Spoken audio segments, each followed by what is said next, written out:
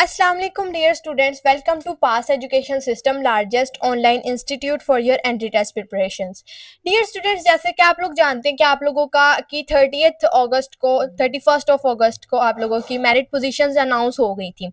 तो merit position के announcement के बाद काफ़ी सारे क्वेश्चंस आए इनबॉक्स में, इंस्टाग्राम पे, व्हाट्सएप पे, यूट्यूब पे बहुत सारे क्वेश्चंस आए, जो कि जिनमें कुछ ऐसे क्वेश्चंस थे जो बहुत कॉमन थे। उन कॉमन क्वेश्चंस को मैं आपके साथ इस वीडियो में एक्सप्लेन करूंगी। आप लोगों को, जो काफ़ी स्टूडेंट्स को आइडिया नहीं था उन चीज़ों का, तो उनको पता चल जाएगा। ठीक है, तो वीडियो को एंड तक लाजमी देखें। इसके अलावा यूट्यूब चैनल को आप लोग सब्सक्राइब कर लें, क्योंकि आने वाले दिनों में आप लोगों को बहुत सारी हेल्पफुल इन्फॉर्मेशन जो है यूट्यूब चैनल पर मिलती रहेंगी। अगर आप सब्सक्राइब कर लेंगे तो आपको टाइमली मिल जाएंगी। जैसे कि अभी आज की वीडियो में आपको मैं जो चीज़ें बताऊंगी, ये आप लोगों ने, अगर आप लोग को टाइम से पहले मिल जाएंगी तो फिर आप लोगों को आइडिया हो जाएगा कि आप लोगों को नेक्स्ट के लिए किस किस तरीके से प्रिपेयर होना है। तो आप लोगों की जो क्वायरीज होंगी, जो आप लोग शायद इधर उधर से आपको सही आइडिया ना हो रहा हो, तो आप लोगों को एक अच्छे प्लेटफॉर्म पे मिल जाएगा। ठीक है, तो यूट्यूब चैनल को आप लोग सब्सक्राइब कर लें, बेल नोटिफिकेशन पर ऑल पे सेट कर लें। इसके अलावा व्हाट्सएप चैनल को भी लाजमी तौर पर फॉलो कर लें। ठीक है, तो अब वीडियो को स्टार्ट करते हैं। तो सबसे पहले एक क्वेश्चन है कि प्रेफरेंस को किस तरीके से चेंज करना है, हमने प्रेफरेंस चेंज कैसे करेंगे। तो डियर स्टूडेंट्स, जब काफ़ी स्टूडेंट्स इस बारे में जानते भी हैं, उन्होंने देखा भी होगा, लेकिन जो नहीं जानते ये उनके लिए है कि आप लोग प्रेफरेंस चेंज कर सकते हैं, अभी भी कर सकते हैं। जब आप लोग की सिलेक्शन लिस्ट लग जाएगी तब भी आपके पास ऑप्शन आएगा। इवन जब आप लोग किसी प्रोग्राम के अंदर इनरोल हो जाएंगे तब फिर भी आपके पास एक ऑप्शन होगा कि आप लोग प्रेफरेंस चेंज कर सकते हैं। नेक्स्ट ने आप लोगों को हर स्टेप पे प्रेफरेंस चेंज करने का ऑप्शन देना है। ठीक है,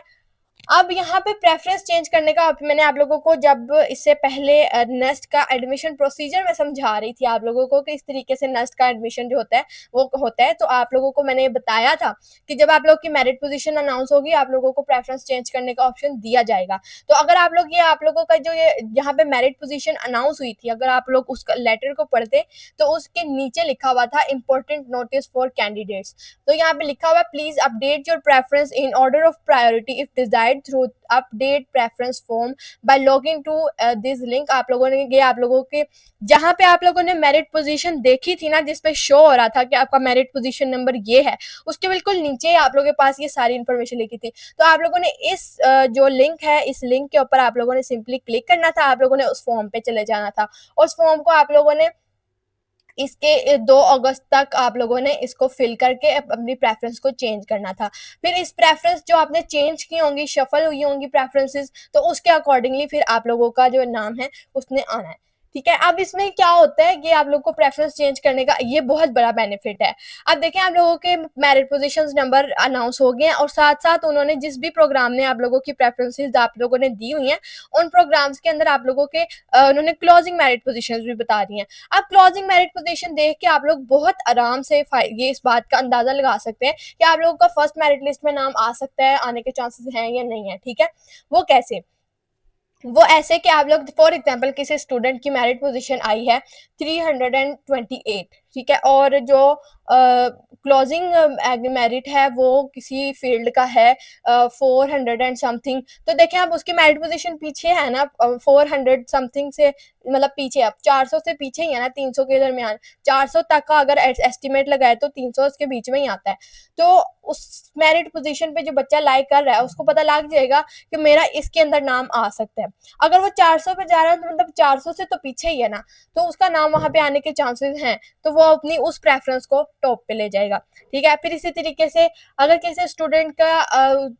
किसी दूसरी फील्ड में आ रहा है, फिर उसको उसके हिसाब से, लाइक क्लोजिंग मेरिट जो 2024 है उसके हिसाब से आप अपनी मेरिट पोजीशन और क्लोजिंग मेरिट पोजीशन को कंपेयर करें। अगर आपकी मेरिट पोजीशन उस मेरिट पोजीशन से पीछे आ रही है तो उसको टॉप प्रेफरेंस पे ले जाए, ताकि आप लोगों का नाम आने के चांसेस बढ़ जाए। ठीक है, लेकिन उस मेरिट पोजीशन का हरगिज ये मतलब नहीं होता, उन्होंने यहाँ पे लिखा होता है, जहाँ पे आप लोग मेरिट पोजीशन देख रहे होते हैं उसके ऊपर उन्होंने स्टेटमेंट क्लियरली मेंशन की होती है कि इसका हरगिज मतलब नहीं है, हरगिज मतलब नहीं है कि आप लोगों का इसी की बेसिस पे एडमिशन होगा या मेरिट पोजीशन इसी की बेसिस पे बनेगी। उसका मतलब ये होता है कि आप लोग एक एस्टिमेट लगा के अपना प्रेफरेंस ऑर्डर चेंज कर सकें। फिर इससे ये होता है कि कुछ स्टूडेंट्स जिन्होंने प्रेफरेंस सही से ऑर्डर नहीं की होती, प्रायोरिटी ऑर्डर सेट सही से नहीं किया होता, ऐसे रैंडमली जो दिल किया वो आगे पीछे डाल दी होती हैं, तो फिर ये होता है कि आपको एक ऑप्शन दे देता है, फिर आप लोग ज़रा उसको वाइजली अगर उसको सेट कर लें तो आपके नाम आने के चांसेस होते हैं। ये आपने एक स्ट्रेटेजी लगानी होती है, ठीक है।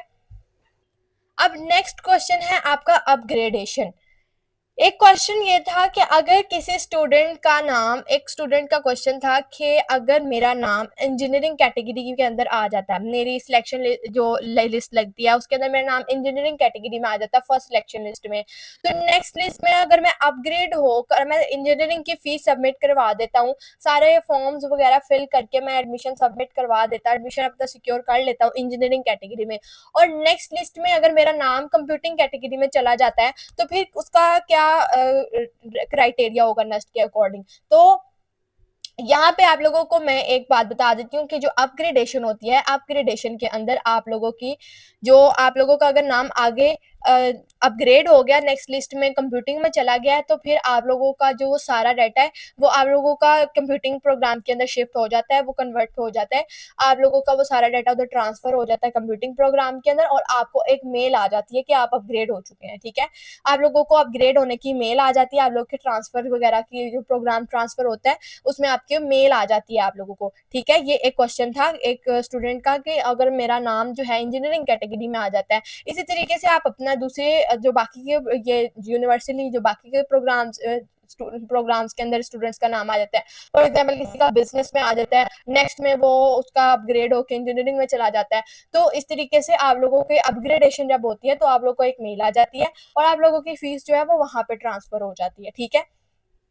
अब एक क्वेश्चन यहाँ पे, एक चीज मैं यहाँ पे और आपको क्लैरिफाई कर देना चाहती हूँ कि एक सिचुएशन हम लोग ऐसी ले लेते हैं कि जिसके अंदर एक स्टूडेंट है, उसका नाम आ जाता है मैकेनिकल इंजीनियरिंग में, ठीक है, इंजीनियरिंग कैटेगरी में उसका नाम मैकेनिकल में आ जाता है, ठीक है, मैकेनिकल इंजीनियरिंग में नाम आ गया। अब वो चाहते हैं कि उसका नाम इसी फील्ड में रहे, वो नहीं जाना चाहता सॉफ्टवेयर में, वो कंप्यूटर साइंस में नहीं जाना चाहता, लेकिन उसने प्रेफरेंस दी हुई है और उसकी मेरिट पोजीशंस भी अच्छी हैं, और वो उसको लगता है कि इसका नेक्स्ट लिस्ट में नाम जो है वो अपग्रेड हो जाना, लेकिन वो मैकेनिकल इंजीनियरिंग ही करना चाहता है।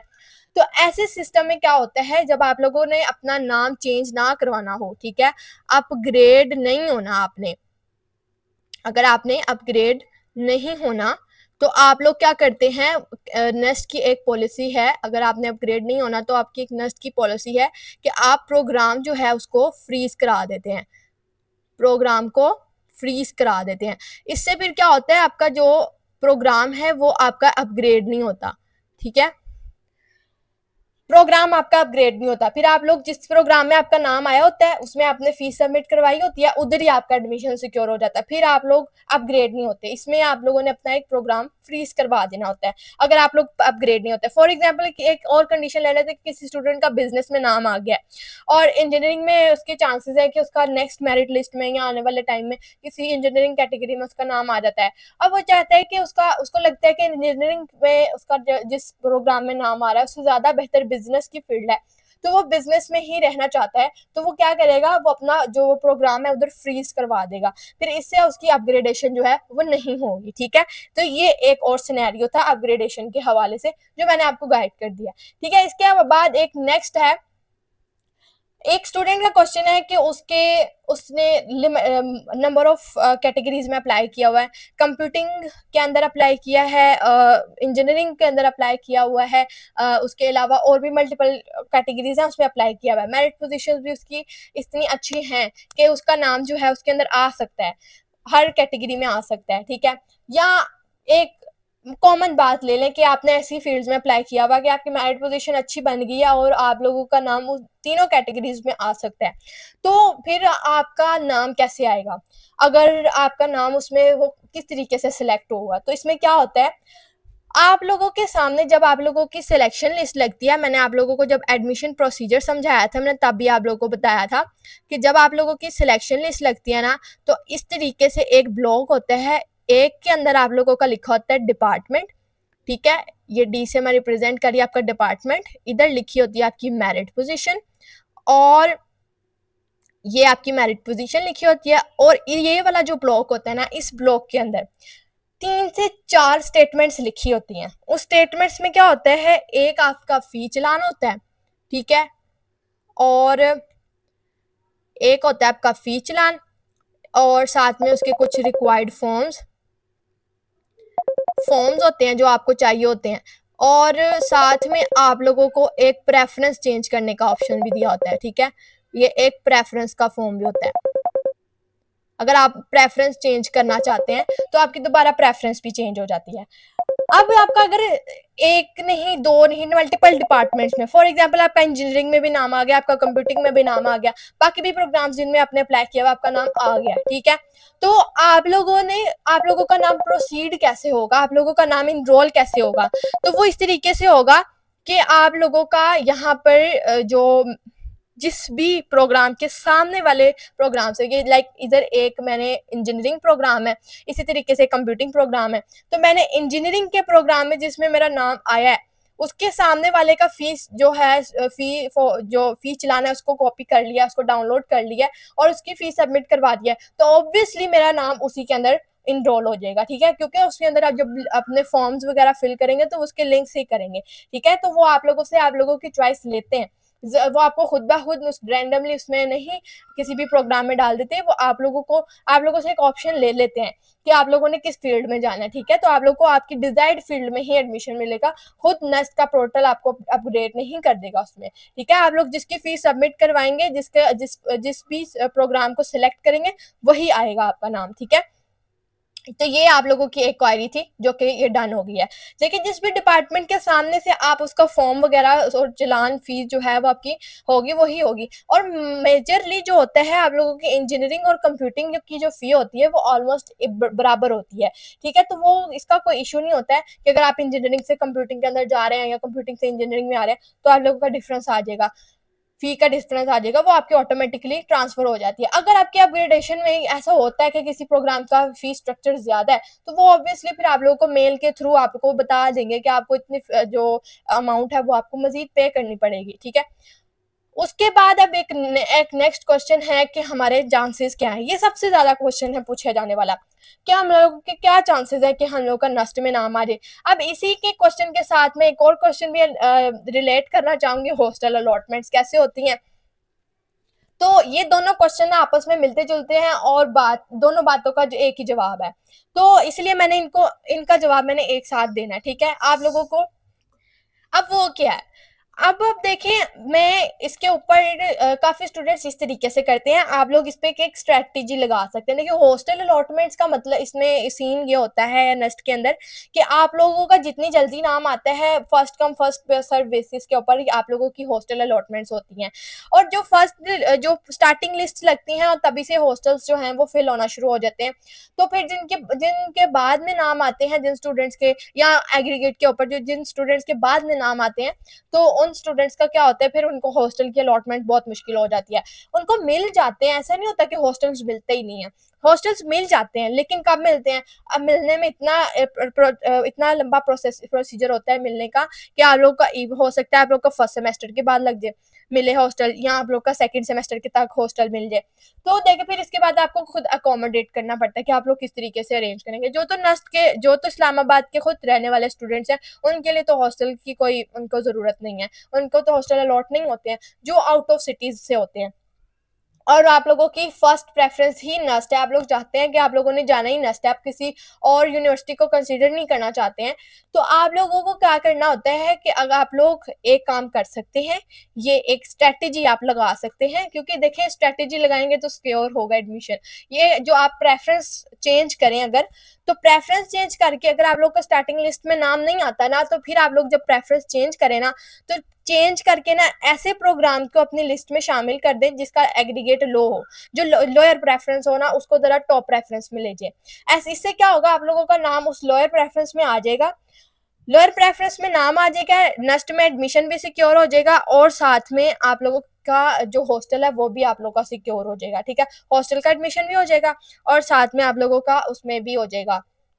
नेस्ट पे भी एडमिशन हो जाएगा। फॉर एग्जाम्पल मैं आपको एक एग्जाम्पल देती हूँ कि लाइक एनवायरमेंटल इंजीनियरिंग का मेरिट जो है, जो आपके मेरिट है उससे थोड़ा सा रिलेट कर आप लोग, आपको लगता है उसमें आपका नाम आ जाएगा, ठीक है। एनवायरमेंटल को आप थोड़ी सी फोर्थ फिफ्थ प्रेफरेंस पे रखें, और जो बाकी जो आपकी डिजायर्ड प्रोग्राम है ना, लाइक कोई स्टूडेंट है वो सॉफ्टवेयर इंजीनियरिंग में जाना चाहता है, उसका मेरिट कितना ज्यादा हाई होता है स्टार्टिंग लिस्ट में, ठीक है। फिर उसके बाद अगर कोई स्टूडेंट इलेक्ट्रिकल इंजीनियरिंग में जाना चाहता है, तो इस ये वाली प्रेफरेंसेस को आप टॉप पे रखें, और थर्ड या फोर्थ, सेकंड थर्ड या थर्ड फोर्थ पे आप लोग ऐसी प्रेफरेंस को रखें जिसका मेरिट पोजीशन जो है ना वो आपकी मेरिट पोजीशन के क्लोज जाती हो, जो आपसे कोइंसाइड करती हो, उस मेरिट पोजीशन को आप उसमें डाल दें। तो इससे क्या होगा, आप लोगों का जो एडमिशन होगा वो आप लोगों का उस फील्ड में सिक्योर हो जाएगा, नेस्ट में एडमिशन भी सिक्योर हो जाएगा, हॉस्टल भी मिल जाएगा। जब हॉस्टल और नेस्ट दोनों मिल जाएंगे तो फिर उसके बाद जब आपका नाम अपग्रेड होगा, उसके बाद लिस्ट लगती रहेगी, आप लोगों का नाम अपग्रेड होगा, फिर आप लोग ऑटोमेटिकली उस प्रोग्राम में